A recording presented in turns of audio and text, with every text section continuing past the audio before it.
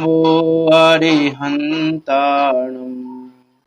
नमो सिद्धाणं नमो आयर्याणं नमो वज्झायाणं नमो लोय शब्दसाहुणम् मंगल में मंगल करन बीतराग विज्ञान नमो ताहि जाते भये अरिहंतादि महान करि मंगल करियो महा ग्रंथ करन को काज जाते मिले समाज सब पावे निज पद राज सो निज भाव सदा सुखद अपनो करो प्रकाश जो बहु विधि भव दुखानिको करियह सत्यानाश करियह सत्यानाश। आचार्य कल्प पंडित श्री टोडरमल जी, उनके द्वारा विरचित ये अनुपम कृति मोक्षमार्ग प्रकाशक जी, जो कि 9 अधिकारों में निबद्ध है, यहाँ विराजमान है। इसी ग्रंथ के तीसरे अधिकार के माध्यम से हमारी चर्चा चल रही है। इस तीसरे अधिकार के माध्यम से हम सुखी होने का उपाय ढूंढ रहे हैं कि वास्तव में सुखी होने का उपाय क्या है। तो कल हमने बात की थी कि जो हम बाहर में पुरुषार्थ कर रहे हैं, हमारे वो सारे पुरुषार्थ कैसे झूठे हैं। इसलिए हम सही पुरुषार्थ का पता करना चाह रहे हैं कि वास्तव में सच्चा पुरुषार्थ क्या है, क्या करें कि हम सुखी हो जाएं। कर तो अनादि से रहे हैं हम, लेकिन अनादि से उपाय करने के बाद भी आज तक हम एक समय मात्र के लिए भी सुखी नहीं हुए। अनंत काल की बात तो दूर की है, एक समय मात्र के लिए सुखी नहीं हुए। तो ऐसा क्या करें हम कि सुखी हो जाएं, उसका हम यहाँ उसको जानने का प्रयास कर रहे हैं। हमको इस संसार में हम कर्मों के कारण दुखी हो रहे हैं। निमित्त अपेक्षा कथन कहें तो कर्मों के कारण दुखी हो रहे हैं। दुखी तो हम स्वयं की भूल से हो रहे हैं। तो इन 8 कर्म जब हमारे उदय में आते हैं तो हमारी क्या अवस्था बनती है, हम क्या उपाय करते हैं और क्या उपाय हमको करना चाहिए, उस पर हम यह विचार कर रहे हैं। और 8 कर्मों में भी जो घातिया कर्म है, ज्ञानावरण, दर्शनावरण, मोहिनीय और अंतराय।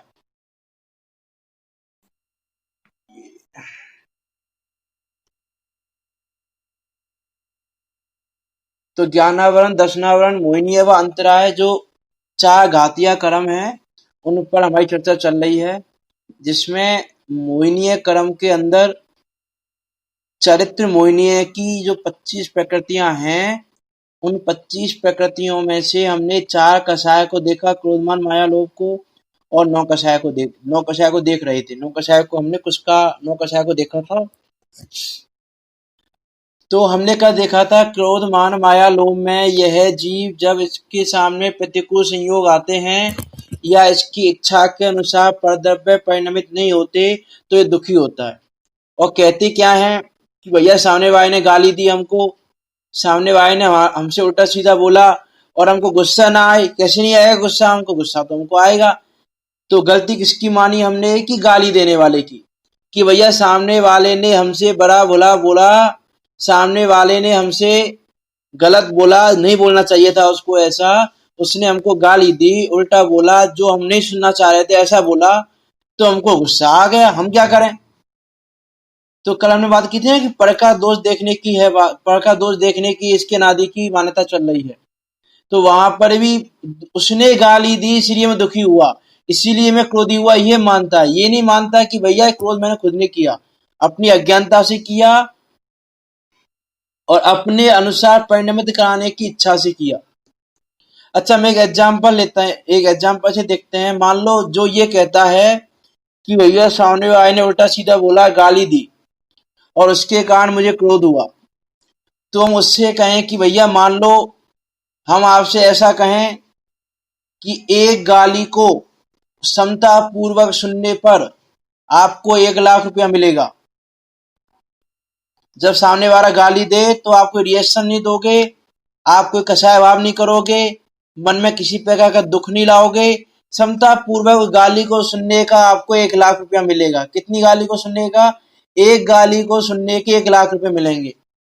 अब मुझे बताओ, आपको कोई आदमी गाली दे रहा है तो आपको गुस्सा आएगा कि नहीं आएगा? कि उस समय क्या सोचेंगे, ठीक है भैया और दे गाली, और दे, बढ़िया है, जितनी गाली देता है उसमें पैसे बढ़ेंगे हमारे। एक गाली के 1 लाख रुपए मिल रहे हैं, हमारा क्या जा रहा है? गाली दे रहा है तो वो हमारा क्या ले रहा है? वो गाली दे रहा है तो कुछ नहीं ले रहा वो हमारा, तो दे गाली भाई, जितनी गाली देनी है दे। उस समय हमको गुस्सा क्यों नहीं आई? यदि गाली से ही आती, यदि गाली से ही क्रोध आता, यदि किसी के प्रतिकूल परिणमन करने से ही यदि क्रोध आता, तो उस समय क्रोध आना चाहिए। उस समय तो 1 लाख रुपया मिल रहा है और रुपया दिख रहा है, मतलब क्या दिख रही है? वहां लोभ कषाय आ रही है। तो लोभ कषाय के कारण क्रोध कषाय दिख नहीं रही है। अब वो गाली भी अच्छी लग रही है सामने वाले की, कि ठीक है भैया दे और दे गाली। विचार करके देखना कि ऐसी कंडीशन होगी कि नहीं होगी।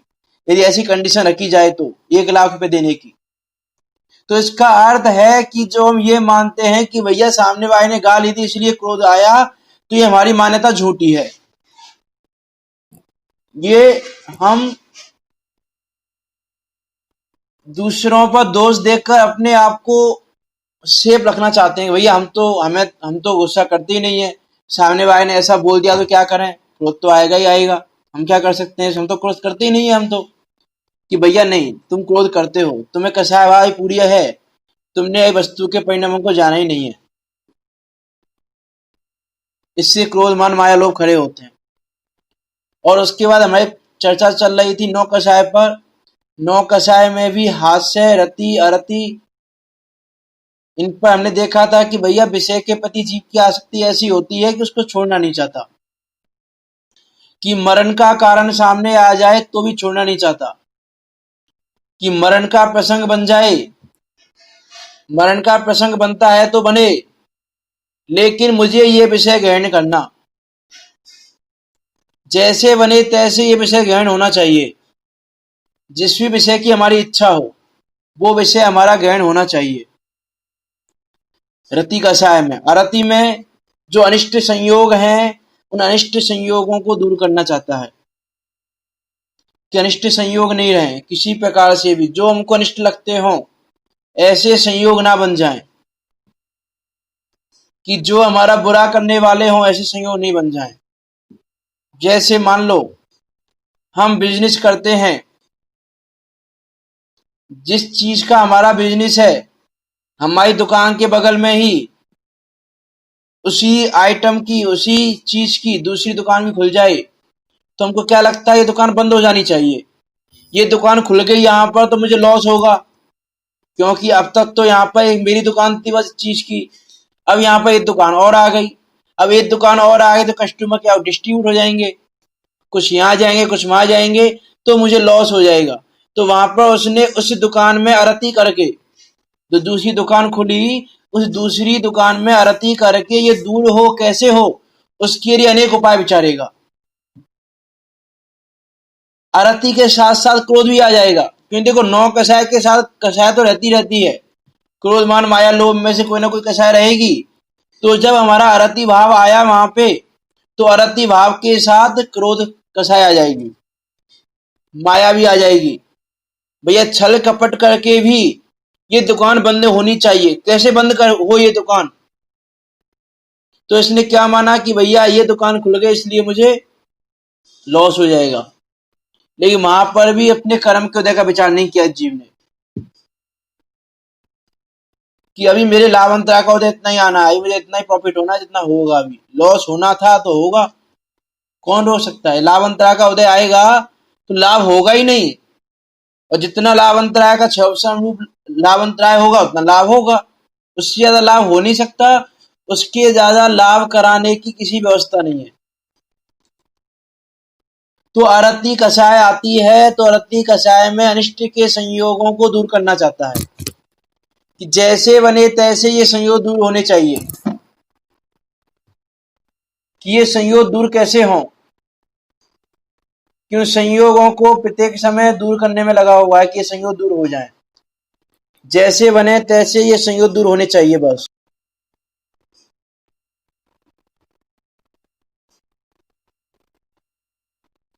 और उसका ही यह जीव प्रत्येक समय उपाय किया करता है।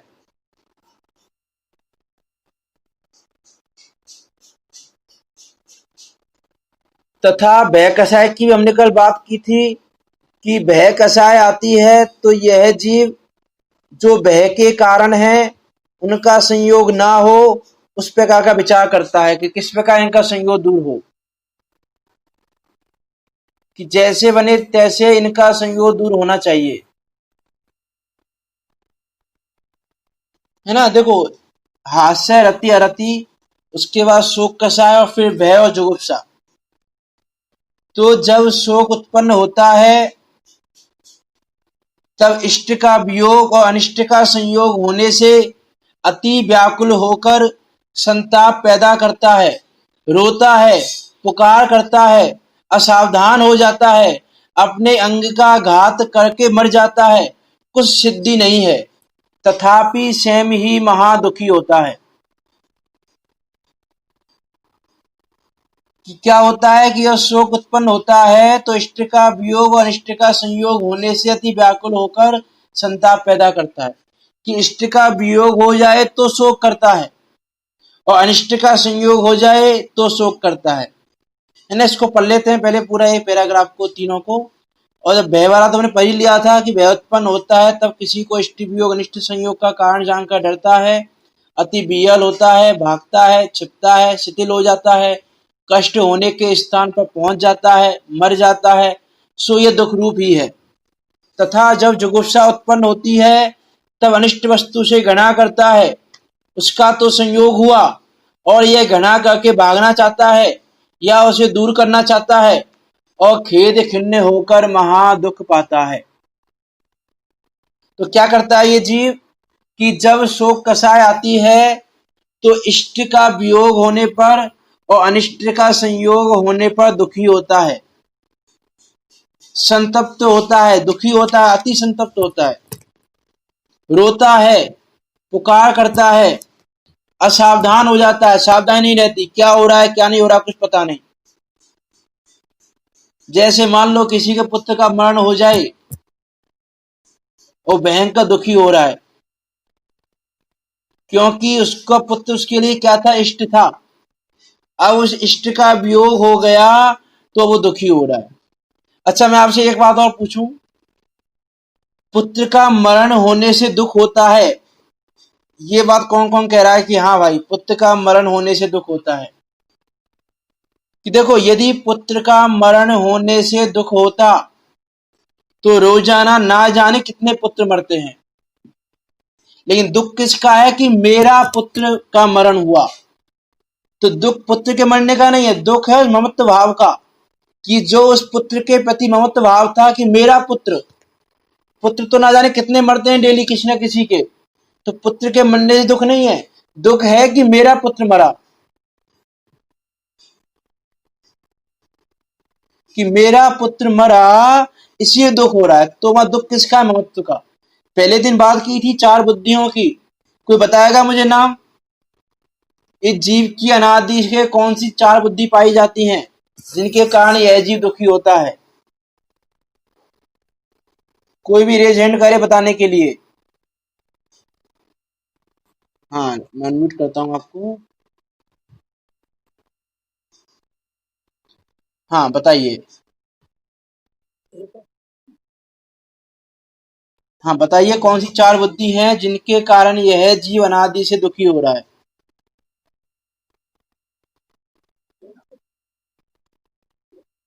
अनम्यूट कर दिया है मैंने आपको, आप बता सकते हैं।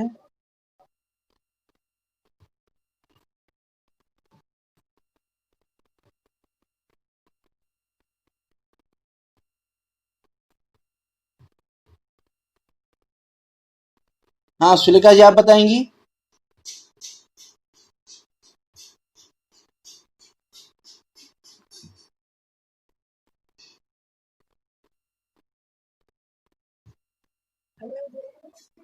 चलो मैं बता देता हूं। देखो, 4 बुद्धि हैं: एकत्व बुद्धि, ममत्व बुद्धि, कर्तृत्व बुद्धि, भोक्तृत्व बुद्धि। इन 4 बुद्धियों के कारण यह जीव अनादिकाल से दुखी हो रहा है। सबसे पहली एकत्व बुद्धि में यह जीव पर द्रव्यों के साथ एक पना मानता है कि भैया ये मैं हूं, ये शरीर रूप मैं हूं। और जब एकत्व करता है तो जब वो मैं हूं ऐसा मानता है तो मैं हूं, तो उसमें मत पना भी आ जाता है कि ये मेरा है। कि जब ये एक है, अलग तो है नहीं, और जब अलग नहीं है तो फिर उसमें ममत पना भी आ गया। तो एकत्व बुद्धि के आने से ममत बुद्धि आ गई। और जब ये मेरा है तो मैं कुछ कर सकता हूं इसमें, और मैं कुछ कर सकता हूं तो कर्तृत्व बुद्धि आ गई। मैं इसको भोग सकता हूं तो भोक्तृत्व बुद्धि भी आ गई। तो एक एकत्व बुद्धि से चारों बुद्धि आ जाती है, और इन्हीं के कारण यह जीव दुखी हो रहा है अनादि से। तो यहां पर मैं क्या कह रहा था कि हाँ, कि जो मां दुख है, शोक कषाय में भी वो दुख किसका है? ममत्व बुद्धि का। कि भैया मेरे इष्ट का वियोग हो गया, इसलिए दुखी है। तो शोक कषाय आती है तो इष्ट का वियोग और अनिष्ट का संयोग होने से अति व्याकुल होकर संताप पैदा करता है, रोता है, पुकार करता है, असावधान हो जाता है, सावधान नहीं रहता, अपने अंग का घात करके मर जाता है। कुछ सिद्धि नहीं है तथापि स्वयं ही महादुखी होता है। कि कुछ सिद्धि नहीं हो रही उससे, रोने से, पुकारने से, असावधान होने से, अपने अंग का घात करके मरने से, संताप पैदा करने से, किसी भी प्रकार से सिद्धि नहीं हो रही कुछ भी, लेकिन फिर भी दुखी हुआ कर। और जुगुप्सा कषाय होती है तो घृणा करता है अनिष्ट वस्तु से। अनिष्ट वस्तु से घृणा करके वस्तु को दूर करना चाहता है। उसका संयोग हुआ और ये उससे दूर भागना चाहता है, उसको दूर करना चाहता है कि वस्तु दूर हो जाए। चेतन चेतन कुछ भी हो, जो अनिष्ट लगी, जो अनिष्ट लगा उसको दूर करना चाहता है। लेकिन अनिष्ट वस्तु हमारे करने से दूर नहीं होती, और इष्ट वस्तु हमारे करने से आती नहीं है। लेकिन यह जीव कषायों के वशीभूत हुए अपनी मिथ्या मान्यता के कारण, वस्तु की वस्तु व्यवस्था का ज्ञान ना होने के कारण अनिष्ट वस्तु से घृणा करके दूर करना चाहता है। इष्ट वस्तु अच्छी लगती है तो उसको लाना चाहता है। और वास्तव में इस संसार में इष्ट और अनिष्ट नाम की कोई वस्तु नहीं है।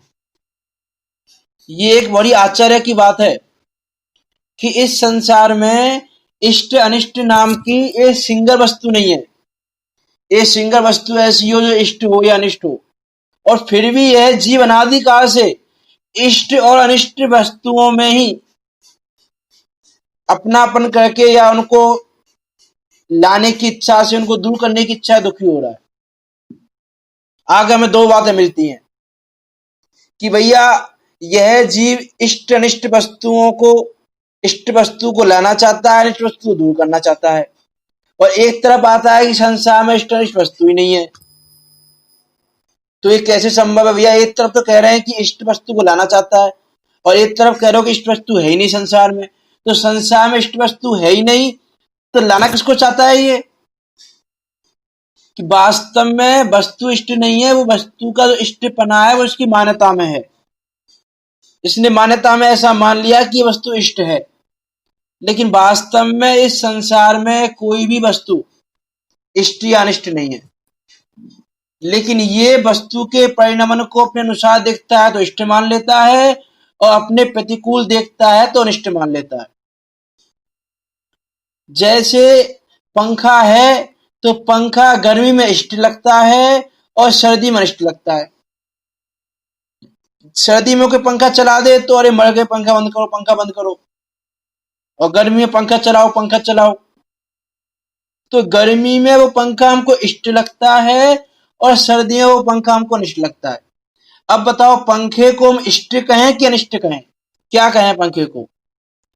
पंखा इष्ट वस्तु है कि अनिष्ट वस्तु है? कि ना उसको इष्ट कह सकते ना उसको अनिष्ट कह सकते। इससे ये सिद्ध होता है कि भैया वस्तु इष्ट अनिष्ट नहीं है। जैसे गर्मी का मौसम चल रहा है, हर कोई ये सोच रहा है कि बारिश हो जाए, अच्छा पानी गिर जाए, तो बारिश को क्या मान रहा है? वो इष्ट।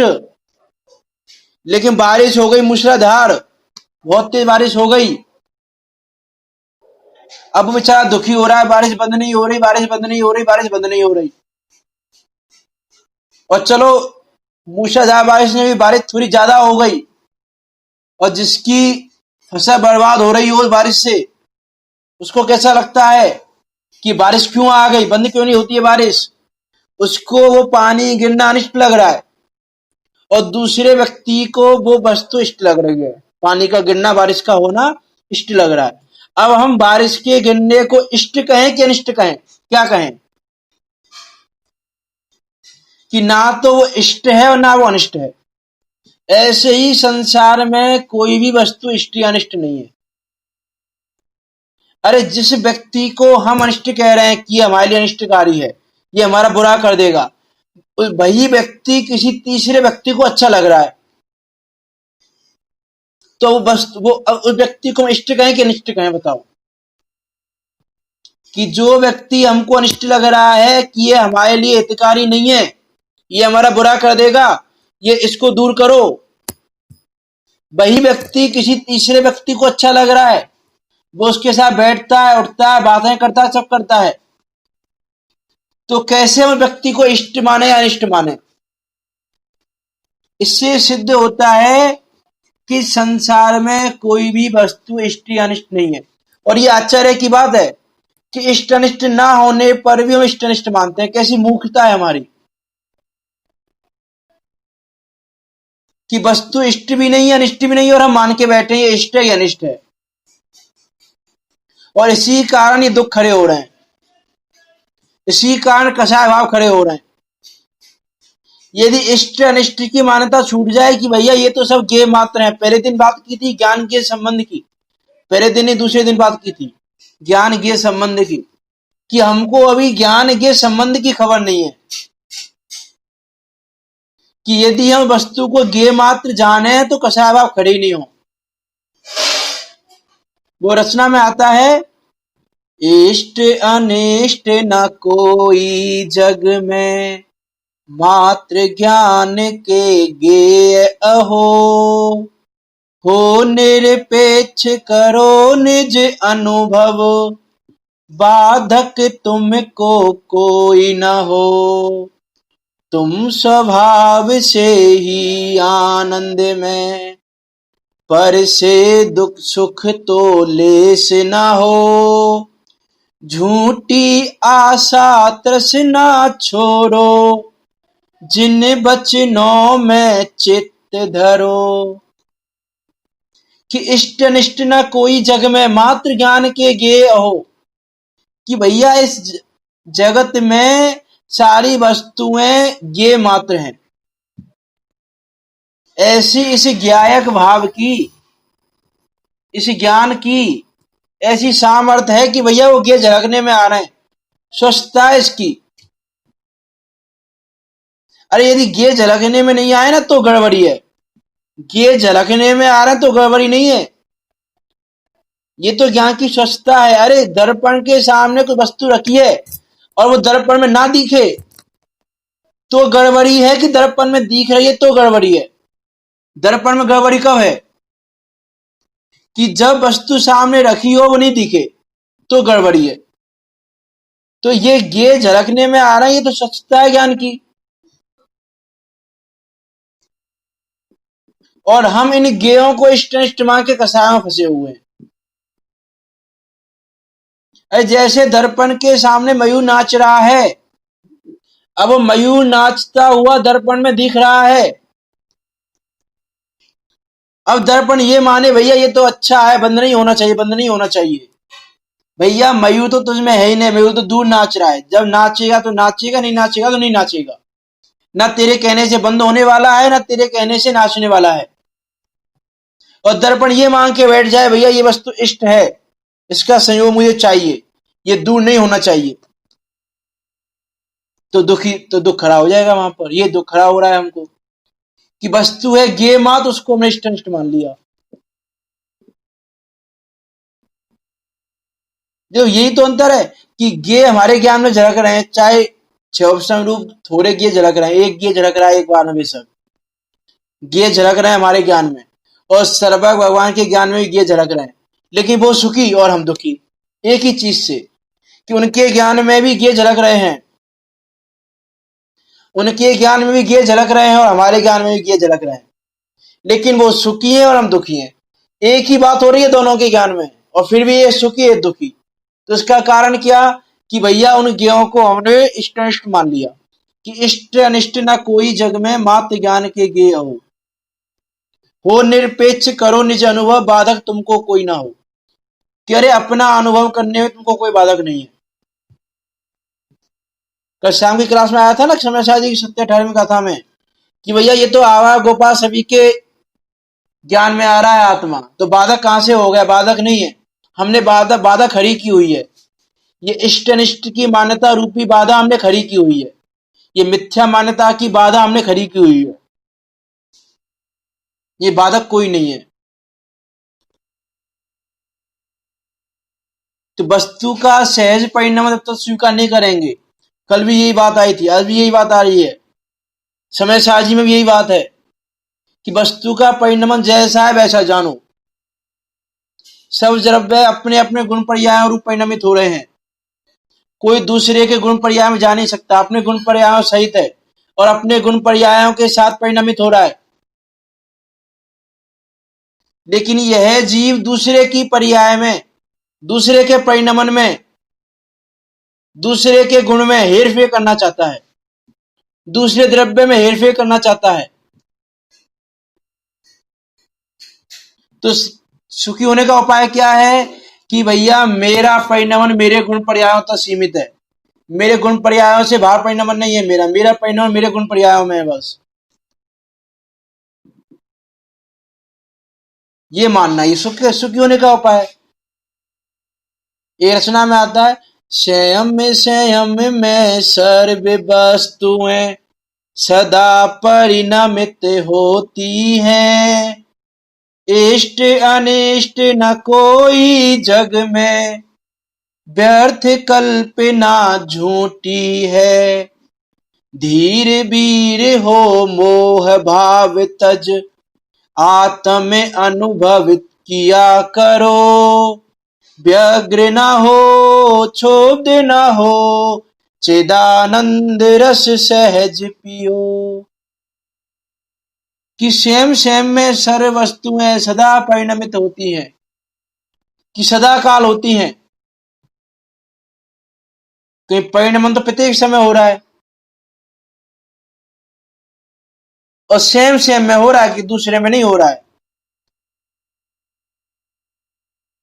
सामर्थ्य नहीं है हमारी हम दूसरे परिणमन कर दे। अरे हमारी सामर्थ्य तो छोड़ो, जिन्हें भगवान में सामर्थ्य नहीं है कि वो दूसरे के परिणमन को कर दें, दूसरे के परिणमन में हेर फेर कर दें, और हम परिणमन कराना चाहते हैं। कल हमने बात की थी, पानी को मथने से घी निकालने जैसा है, बालू से तेल निकालने जैसा है, सर्प के मुख से अमृत निकालने जैसा है दूसरे का परिणमन कराना। तो जब जुगुप्सा उत्पन्न होती है तो अनिष्ट वस्तु से घृणा करता है, उसका तो संयोग हुआ और ये घृणा करके भागना चाहता है, दूर करना चाहता है।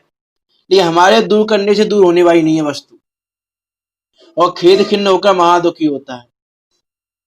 अब क्या बचा 25 प्रकृतियों में से? 3 वेद, पुरुष वेद, स्त्री वेद, नपुंसक वेद। तो पुरुष वेद का उदय आता है तो स्त्री के साथ रमण करने की इच्छा होती है, स्त्री वेद का उदय आता है तो पुरुष के साथ रमण करने की इच्छा होती है, और नपुंसक वेद के उदय में दोनों के साथ रमण करने की इच्छा होती है, और उससे अति व्याकुल होता है, आताप उत्पन्न होता है, निर्लज्ज हो जाता है, लज्जा नहीं रहती, लज्जा को त्याग देता है। ऐसे परिणाम उत्पन्न हो जाते हैं कि निर्लज्ज हो जाता है, निर्लज्ज होकर परिणाम करने लग जाता है। धन खर्च होता हो तो हो, लेकिन विषय भोगने को मिलने चाहिए। यदि विषय नहीं भोगा तो सुख नहीं होगा। विषय भोग लिया तो सुखी हो जाऊंगा, ऐसा मानकर धन खर्च करके भी अपनी इच्छा को पूरी करना चाहता है। वर्तमान में मैंने उदाहरण भरे हुए हैं ऐसे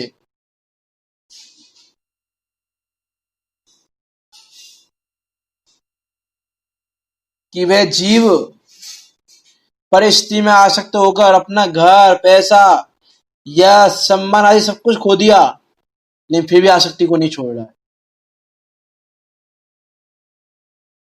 अपयश को नहीं चिंता, अपयश होता हो तो हो, धन खर्च होता हो तो हो, दुख होता हो तो हो, दंड मिलता हो तो हो, कि अरे ये यदि जिन पाप परिणामों को तू कह रहा है, ये पाप परिणाम यदि उजागर हो गए, प्रकट हो गए लोक में, तो दंड आदि भी मिलेगा। लेकिन दंड आदि होते हो तो हो, लेकिन चूकता नहीं करने से। कि मरण का कारण जाने तो भी उन विषयों को भोगना चाहता है, ऐसी दशा हो जाती है जीव की। जैसे हम देखें, यदि प्रत्यक्ष में दिखाई देता है, मैं क्या एग्जांपल दूं, उसका प्रत्यक्ष दिखाई देता है कि भैया आज गवर्नमेंट ने रूल बनाया हुआ है कि रेप करने वाले को फांसी की सजा होगी, और व्यक्ति ये जानता है कि भैया मैं यदि ऐसा मैंने कोई कार्य किया तो फांसी की सजा हो सकती है, मेरा मरण हो सकता है। ये ऐसा जानने के बाद भी जीव इस कर्म कुकर्म में, इस कार्य में लगता है। मीन्स मरण का कारण जानता है कि मरण हो सकता है मेरा, लेकिन मरण का कारण जानने के बाद भी वो इन विषयों को भोगना चाहता है। दंड मिले तो मिले, मरण हो तो हो। काम पीड़ा से पागल हो जाता है, मर जाता है, और स्वयं ही मर जाता है काम पीड़ा से। कि जो काम की पीड़ा हो रही है वो पूरी नहीं हुई तो स्वयं अपने अंगों का घात करके मर जाता है। डेली न्यूज पेपर में सुनने को मिलती है घटनाएं कि भैया लड़की ने मना कर दिया तो लड़के ने सुसाइड कर ली, लड़के ने मना कर दिया लड़के ने सुसाइड कर ली। अब कुछ दिनों पहले न्यूज पेपर में घटना आई एक कि एक लड़की की सगाई हो गई लॉकडाउन से पहले, और शादी नहीं हुई अभी उसकी। अब उसकी शादी नवंबर दिसंबर में खिंच गई, उसको ये सहन नहीं हुआ, सुसाइड कर लिया। मीन स्वयं मर जाता है, यदि काम पीड़ा पूरी नहीं होती तो स्वयं मर जाता है व्यक्ति। मरण का कारण जान के भी करता है और स्वयं भी मर जाता है काम पीड़ा पूरी ना हो तो काम पीड़ा से पागल हो जाता है, मर जाता है। ये सब प्रत्यक्ष दिखाई देता है, इस पे तो क्या बात करें हम ज्यादा। तो रस ग्रंथों में काम की 10 दशाएं कही हैं, वहां पागल होना, मरण होना लिखा है। कि दो काम की 10 दशाएं हैं, उनमें 10वें नंबर की दशा है मरण होना। पागल होना भी दशा है 10 में से, और 10वें नंबर की दशा है मरण होना। और प्रत्यक्ष दिखाई देता है कि भैया काम से मरण होते देखे जाते हैं। और वैदिक शास्त्रों में भी ज्वर के भेदों में काम रूपी ज्वर को मरण का कारण लिखा कि काम रूपी ज्वर है वो मरण का कारण है। और जो कामान व्यक्ति है उसको कुछ विचार नहीं रहता, पिता पुत्री से, मनुष्य तिरंचिनी से हेमन करने लग जाते हैं। ऐसी भयंकर दशा है, और इसके को प्रत्यक्ष उदाहरण देखने को मिलते, न्यूज पेपर में आते हैं खूब। ऐसी काम की पीड़ा है सो महादुख रूप है। इस प्रकार कषायों और नौ कषायों से इसी जीव की अवस्था होती है।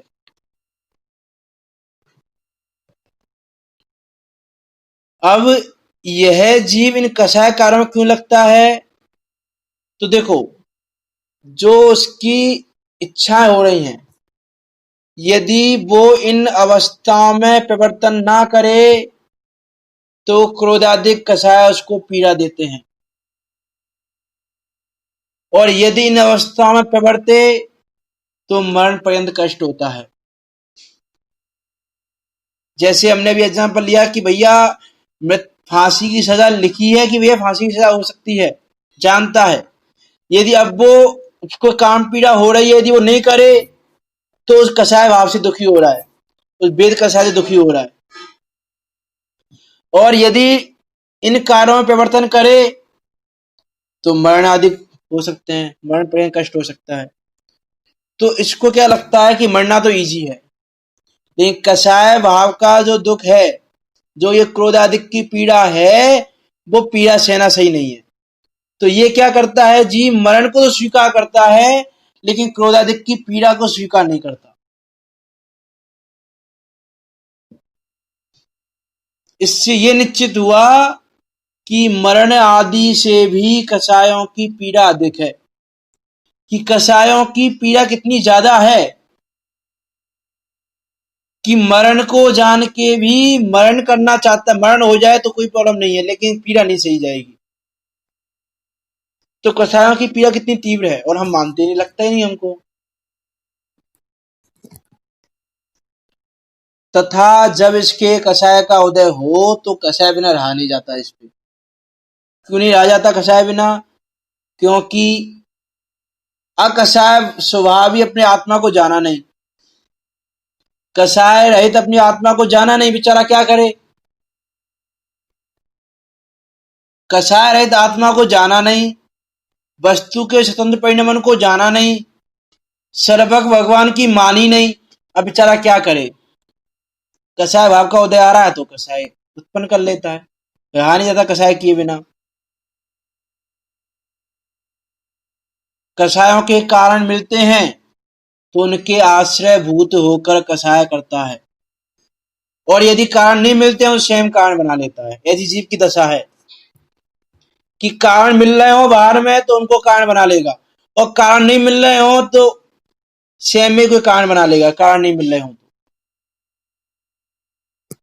जैसे घर में कोई अपने प्रतिकूल चल रहा है, प्रतिकूल परिणमन कर रहा है, हमारी बात नहीं मान रहा है, तो कारण मिल रहा है हमको भैया, तो उन कारणों को ग्रहण करके उन कारणों का आश्रय लेकर कषाय कर लेता है। और कोई कारण नहीं मिल रहा है, सब कुछ शांति है, सब कुछ सही चल रहा है, कोई तुमसे कुछ नहीं कह रहा है, कुछ नहीं कह रहा है, सब शांति से चल रहा है, और तुमने स्वयं को कारण बना लिया कषाय का। फिर क्रोध का हो, मान का हो, माया का हो, लोभ का हो, क्रोध का हो, बैठे बैठे मैंने तुमसे ये काम कहा, अभी तुमने ये काम नहीं किया है, और मैंने 1 महीने पहले तुमसे जब वो कहा था, तुमने तब वो काम नहीं किया था, तुम सुनते नहीं हो, तुम ये नहीं करते हो, अनेक प्रकार से, मतलब भूतकाल की बातों को भी कारण कि भूतकाल की कारण बना के कषाय भाव करेगा, क्योंकि कषाय भाव करना इसको इष्ट लग रहा है। ऐसी दशा है जीव की। कि कैसी दशा है जीव की कि भैया कारण नहीं मिल रहा है वर्तमान में, और वर्तमान में कारण नहीं मिल रहा है तो भूतकाल की घटनाओं को याद कर करके कषाय करेगा। किसी के प्रत्यक्ष दिखाई देता है, लौकिक में खूब दिखाई देता है, खूब देखने में आता है, भैया आज कोई किसी से बात हो गई, अब आज तो कोई बड़ी बात नहीं हुई, लेकिन कषाय इसने अपनी तीव्र कर ली कि देखो जब इसने ऐसा कहा था, जब इसने ऐसा कहा था, जब इसने ऐसा किया था, तब इसने ऐसा किया था, ये किया था और वो किया था। मैं भूतकाल की बात, मतलब कारण नहीं मिले तो स्वयं कारण बना लेता है। ऐसी दशा है जीव की। तो बाह्य कषायों के कारण मिले तो उनके आश्रय कषाय करता है, और नहीं मिले तो स्वयं कारण बनाता है। जैसे व्यापार आदि कषाय के कारण है, और व्यापार आदि कषाय के कारण नहीं मिल रहे तो अन्य कारण बने। जैसे अभी मान लो लॉकडाउन, अभी तो लॉकडाउन खुल गया, लॉकडाउन चल रहा था, या जहां अभी मार्केट बंद हो, तो पहले तो क्या था कि भैया क्या करें, दुकान पे जाना पड़ता है सुबह से शाम तक, दुकान पे कषाय भाव करने पड़ते थे, स्वाद आदि के समय नहीं मिलता, क्योंकि बिजनेस है भैया, क्या करें, लौकिक में संसार में रह रहे हैं तो बिजनेस तो करना पड़ेगा, पैसा तो कमाना पड़ेगा, इत्यादि प्रकार से उसमें लगा हुआ था। और अब व्यापार बंद हो गया तो क्या कह रहे हो तुम, स्वाध्याय कह रहे हो कि अभी भी कोई टीवी देखने में समय बिता रहा है, कोई कुछ खेलने में समय बिता रहा है। इसमें लिखा पंडित जी ने कि जैसे व्यापार आदि कषायों का कारण ना हो तो जुआ खेलना व क्रोधाधिक के कारण अन्य अनेक खेल खेलना, दुष्ट कथा से कहना सुनना इत्यादि कारण बनाता है। अब व्यापार आदि के कारण नहीं मिल रहे तो स्वयं कारण बना रहा कषाय के, और कहता क्या है, क्या करें भैया, पूरे दिन बैठा नहीं जाता घर में खाली। इसका अर्थ है कि भैया तुम्हारी रुचि किधर है, तुम निर्णय करो, ये बता रहा तुम्हारी रुचि किधर है, इसका निर्णय करना पड़ेगा, है ना। एक दिनों बात की थी मैंने कि भैया अभी सब दुखी हो रहे हैं, व्यापार बंद पड़ा है, व्यापार ठप पड़ा है, ये नहीं हो रहा है, वो नहीं हो रहा है। अरे भैया इन भावों को करने की बजाय व्यापार बंद पड़ा है तो उस समय का सदुपयोग कर लेना, उस समय तो स्वाध्याय आदि में लगा लेना। अरे दुकान पर 12 घंटे बैठता था तो 12 में से 10 घंटे 8 घंटे स्वाध्याय में दे देना, कि नहीं वो तो मुझसे नहीं हो पाएगा।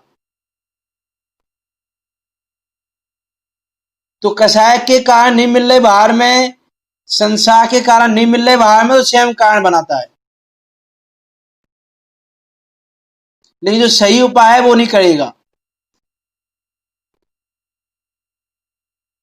काम क्रोध आदि पीड़ा करें और शरीर में अनुरूप कार्य करने की शक्ति ना हो तो औषधि बनाता है, कि काम आदि रोग काम मेरी पीड़ा दे रहा है, क्रोध आदि पीड़ा दे रहे हैं, और अनुरूप कार्य करने की शक्ति नहीं है शरीर में, तो अनेक उपाय करता है, औषधि आदि बनाता है कि इससे ऐसा हो जाए, मेरा सही अष्टपुष्ट हो जाए, तो मैं इन विषयों को अच्छे से ग्रहण कर सकूं।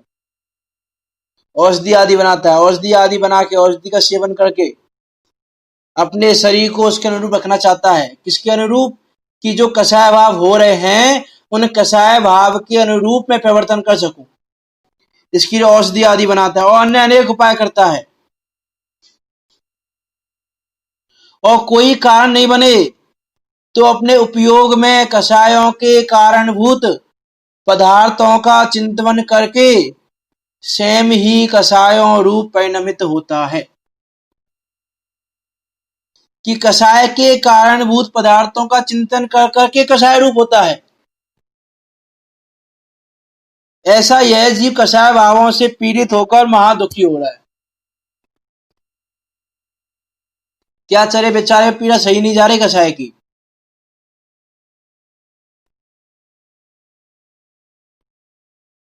और पता है ये कषाय क्यों नहीं छूट रही, कषाय इसलिए नहीं छूट रही क्योंकि हमको ये नहीं लग रहा है कि कषाय हम कर रहे हैं, क्या लग रहा है कि कषाय परद्रव्य करवा रहा है।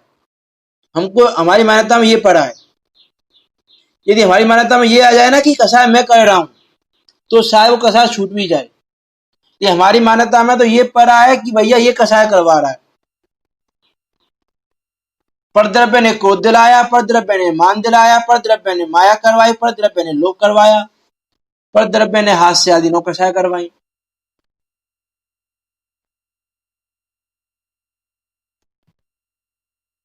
यदि ये संयोग नहीं होता तो मुझे ऐसी कषाय भावी नहीं होती। तो हमने संयोगों के कारण कषाय हो रही है ये माना है, इसलिए कषाय दूर नहीं हो रही। क्यों नहीं हो रही, देखो हमने संयोगों से कसाय हो रही है ये माना है और हमको कसाय दूर करनी है। तो कसाय दूर कैसे होगी भैया? संयोगों को दूर करो, कसाय दूर हो जाएगी। क्यों? क्योंकि हमने क्या माना हुआ है? कसाय यहां से हो रही है। अब कसाय यहां से हो रही है तो कसाय यहीं से दूर होगी। फिर तो कसाय यहां से हो रही है तो कसाय यहीं से दूर होगी। तो संयोगों से कसाय हो रही है तो संयोगों के दूर होने पर कसाय भी दूर हो जाएगी। लेकिन वस्तु व्यवस्था ऐसी है कि संयोग दूर हो नहीं सकते, कि संयोगों को दूर करना हमारे अधीन नहीं है और संयोगों को दूर करना हमारे अधीन नहीं है और संयोग दूर हो नहीं रहे, इसलिए कसाय भाव दूर नहीं हो रही। तो कसाय भाव दूर कैसे करें भैया? कैसे हम कम करें कसाय को? कि ये मानना छोड़ो कि संयोग कसाय करा रहे हैं।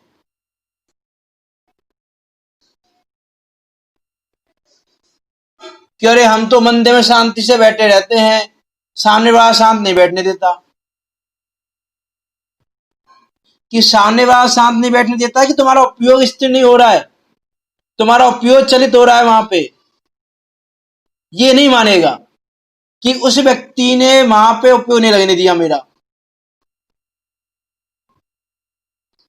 तो अब ये क्या करेगा? उस व्यक्ति को दूर करना चाहेगा वहां से, और उस व्यक्ति को दूर करने की सामर्थ्य इसमें है नहीं, कि उस व्यक्ति का परिणाम उसके अधीन है, तेरे अधीन नहीं है, और इसीलिए वो दूर नहीं होगा। इसलिए कसाय भाव बना हुआ है अनादि से हमारे साथ। कि हमारी दृष्टि कैसी है? संयोगाधीन। और जब तक हमारी बुद्धि संयोगाधीन रहेगी तब तक कसाय भाव जाने वाला नहीं है। तो पहले तो हम ये मानना प्रारंभ करें, ये समझें कि भैया ये कसाय भाव जो हो रही है वो मैं कह रहा हूं, दूसरा नहीं कह रहा है।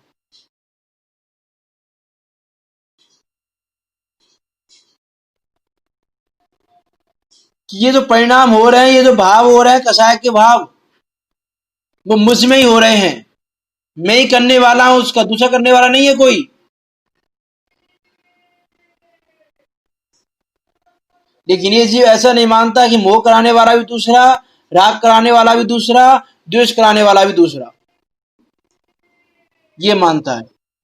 और जब तक ये मानता रहेगा तब तक ये मोह राग द्वेष कसाय आदि भाव, ये तीन कार में दूर नहीं होने वाले।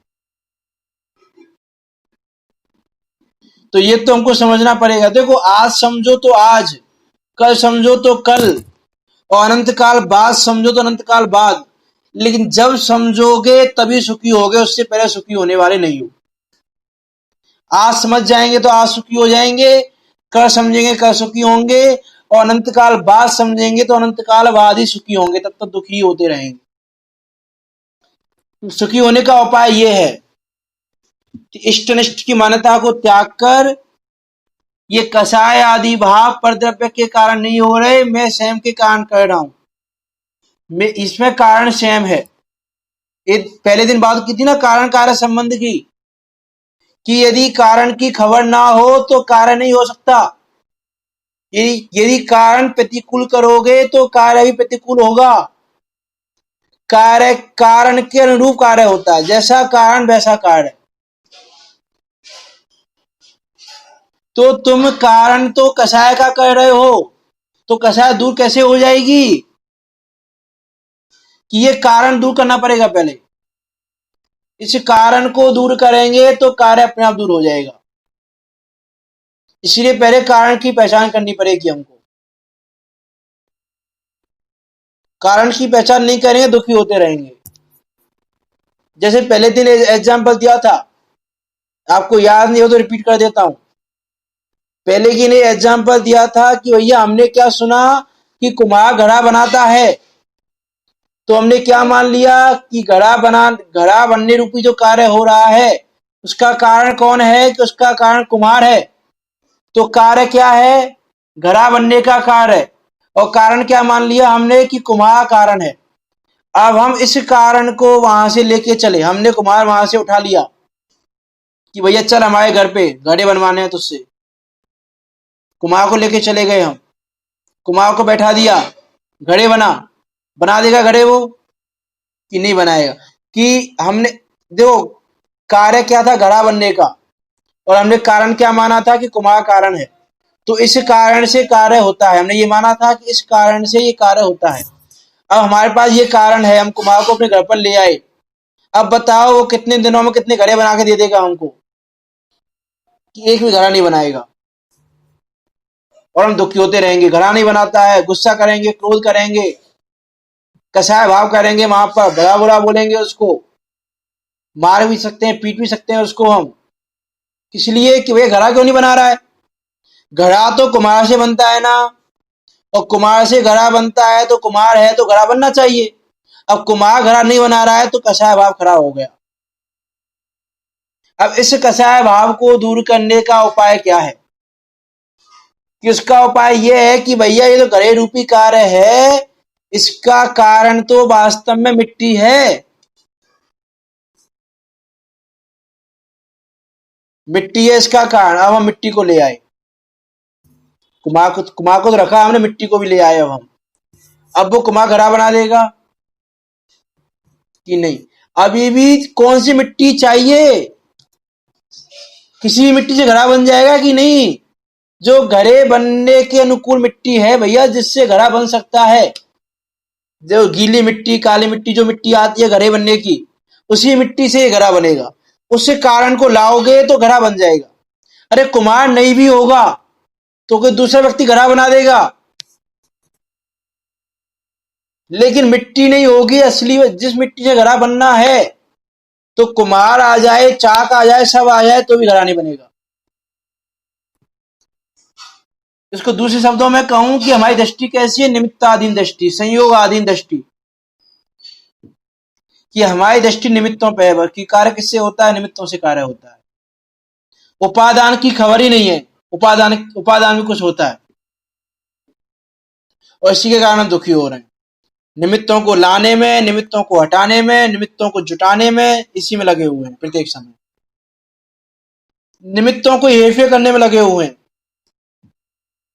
ये निमित्त आ जाए तो कार्य हो जाएगा, ये निमित्त आ गया तो कार्य नहीं होगा। भैया ये कार्य ना तो इस निमित्त के आने से होगा, ना इस निमित्त के जाने से होगा, ना इस निमित्त के आने से होगा, और ना इस निमित्त के जाने से रुकेगा। ये कार्य तो जब होना होगा तो हो ही जाएगा, और नहीं होना होगा तो कितने भी निमित्त ले आओ, नहीं होने वाला। समय हो रहा है, मैं एक लास्ट बात कह के अपनी बात को समाप्त करते हैं। जैसे मान लो अभी कोरोना चल रहा है, पूरे विश्व में कोरोना फैला हुआ है, पूरे विश्व के डॉक्टर लगे हुए हैं दवा ढूंढने में, सब लगे हुए हैं खूब रिसर्च करने में कि कैसे दवा बने, कैसे दवा बने। अब मुझे बताओ कि डॉक्टर दवा बनाते हैं कि नहीं बनाते हैं, कि नहीं, डॉक्टर दवा नहीं बनाते। यदि डॉक्टर ही दवा बनाने वाले होते तो 6 महीने से कोरोना विश्व में फैला हुआ है, दवा क्यों नहीं बन गई। अरे बड़े से बड़ा डॉक्टर, जिसकी मतलब हम कहें कि जिसका कोई सानी नहीं, जिसको फुल नॉलेज है पूरी, जो डॉक्टर को होनी चाहिए, पूरी नॉलेज है उसको, नहीं फिर भी 6 महीने से दवा क्यों नहीं बना दी उसने। क्योंकि दवा बनने का काल नहीं आया अभी, और जब दवा बनने का काल आएगा तो जरूरी नहीं है डॉक्टर ही हो, कोई छोटा मोटा डॉक्टर होगा तो वो भी दवा बना देगा शायद। और हम क्या कहेंगे, डॉक्टरों ने दवा बनाई, डॉक्टरों ने दवा बनाई। अरे भाई डॉक्टरों ने दवा बना दी, ये हमारी निमित्ताधीन दृष्टि के अपेक्षा कथन है, निमित्त के अपेक्षा कथन कहा जा रहा है। ये भी डॉक्टर दवा बनाने वाले होते तो कब की दवा बन चुकी होती। लेकिन जिस दिन दवा बनने का काल आएगा, जिस दिन सर्वज्ञ भगवान ने देखा होगा, उसी दिन दवा बनेगी। उससे उससे एक समय पहले दवा नहीं बनने वाली, ना इस समय पहले दवा बनेगी और ना इस समय लेट होगा। जिस समय बननी होगी उस समय बनी जाएगी।